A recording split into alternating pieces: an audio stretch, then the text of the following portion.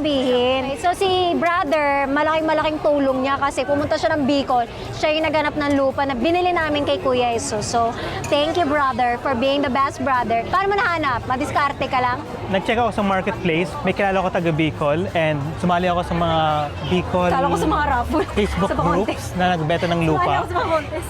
And eventually, nakausap ko yung isang broker. Sabi ko, baka may ibang lupa ka rin. So marami kang venue, di ba? Oo. Sipag niya. Tsaka wala siyang reklamo na, bakit ako pupunta? May taping ako noon. Sabi ko, bro, pwede ka bang lumipad? Sabi niya, yeah, of course. And then natulog siya doon ng 2 gabi. Everyday, pagising pa lang yan, naghahanap na siya ng lupa. So, galing talaga ni brother. Sa mga maghanap ng lupa, message nyo na. Real estate agent na ako. Tsaka ang ganda na nakuha niyang lupa. Di ba, nagulat ka rin na Jesus yung name ng may-ari? Pangalan ng owner kasi nakasulat is Jesus. Jesus. Jesus. Galing. Wala lang. Na-amaze kami. It's so amazing. Try natin. Let's go. Di manghang? Hindi.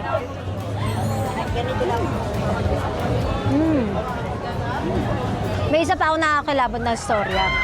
Kasi after namin kay Kuya Jesus, tapos yung pagbili ng lupa, kami hotel kasi maliligo ako kasi nangangati ako. Tapos puro ako putik. Meron na kaming ibang nakabook na hotel, pero sabi ko dito na lang para mas mabilis. Di ba tapos na kami, si Kuya Jesus nabigay ko na. Tapos nalaman ko si Jesus may-ari ng dating lupa, yung Same dating may-ari. Lahat to same day After namin ng vlog, naligo lang tapos umuwi na ako sa plane. Ano yung pagpasok natin sa hotel? Nakita natin yung mga painting ng Jesus. Oo, meron parang art gallery, di ba? Nandun ka nga pala. Parang siyang isang pagpasok mo doon sa hotel na yon, isang buong hilera na parang may art gallery. Nung araw na yon, nandun siya talagang ang dami, di ba?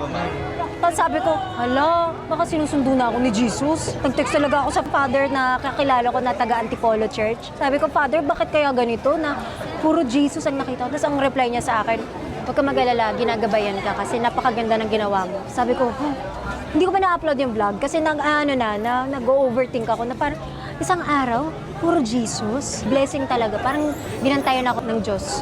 Kakaiba talaga yung araw na yun. Oo nga, parang same day, lahat nangyari.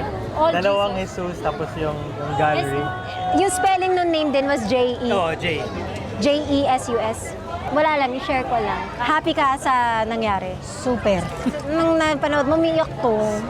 Lahat kasi naman. na-update ko sa kanila before magkita. Anong reaction nyo? Kada may update, yung tinitingnan ko talaga, tapos picture pa lang, sobrang natatouch na ako, and sobrang na-excite ako makita yung video. So napanood ko yung video, umiiyak na ako.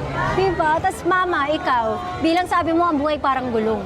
Oo, hindi nakakatuwa naman kasi biro mo ko konti. Parang siya yung nasa Bible. Yung mahirap na tao, nakaisa-isa niyang pera, binigay pa niya. So parang ganun si Kuya Jesus. So nakakatuwa. Very proud sila and supportive. Sobra. Kaya maganda na may pamilya kang ganun kasi ipupush ka to do the right thing. Hindi sila yung, ay wag mo bilang ng lupa, mahal yan. O yung mga ganyan. Never sila naging ganyan. Kaya I have the best family. We love you.